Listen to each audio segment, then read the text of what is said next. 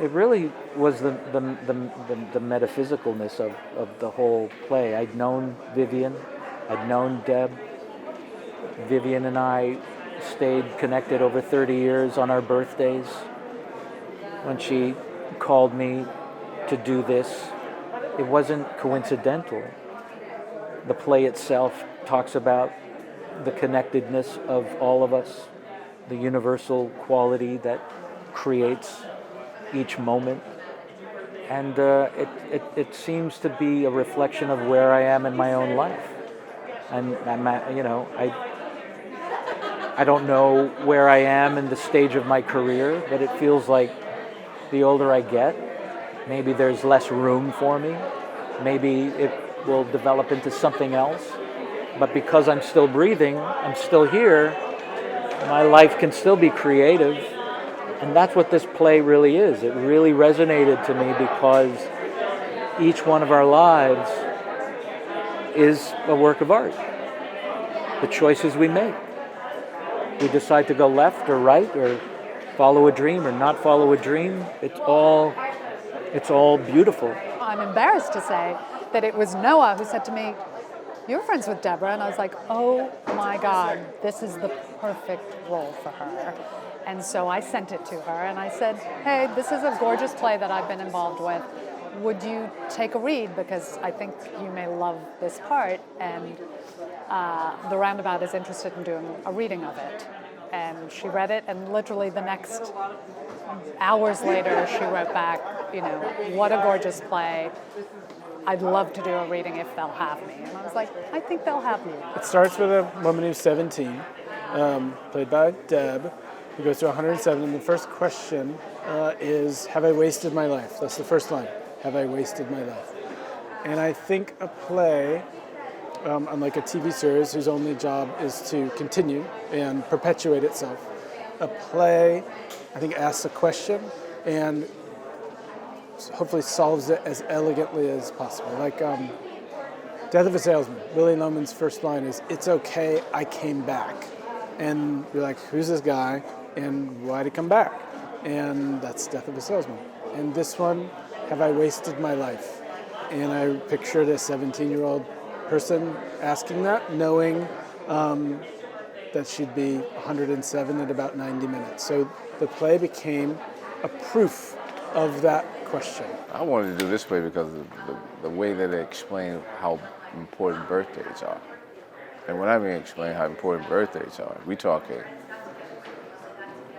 Noah starts this play off with talking about the simplest ingredients of making a play. Making a cake. Butter, sugar, salt, baking powder, I don't know all the ingredients, but when I read that, I went, wow, it's almost like the ingredients of life. You put a little humanity together, get yourself a stick of patience, big cup of love, have a teaspoon of travel. Be able to put that all together, you'll be able to give something back to humanity, give something back to the world. What I was attracted to was just the journey, and the kind of, not to be cliche, but the human experience of it all, the different things that we all experience when living our lives.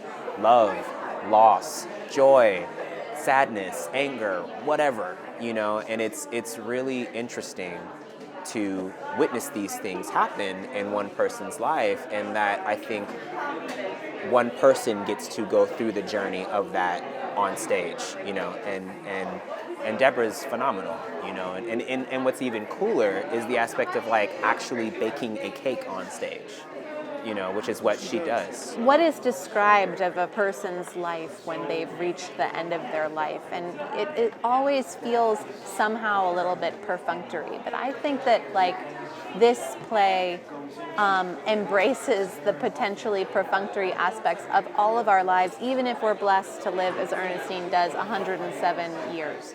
And that even in the middle of living your life, it sort of goes by too fast for you even to be able to keep up with it. And that at the end of that life, the things that you might be left with are totally precious and maybe small in number, and that's actually an essential nature of life, and it's good. It's not bad. And so I think it is cathartic to be living with that as an idea, as a sort of spiritual idea, a karmic idea about the nature of life and the universe.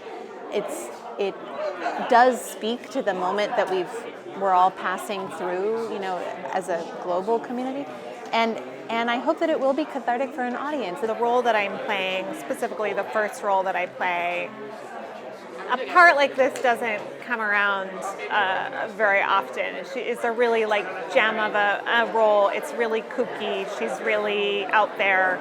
That's kind of my where I feel at home and settle in. So, when I read the play and read that part, I immediately thought of a kind of long legacy of characters in plays, from Chris Durang plays, who was a mentor of Noah's, to Tina Howe plays, a lot of plays that have lived in my mind for a long time. I thought that character comes from that legacy.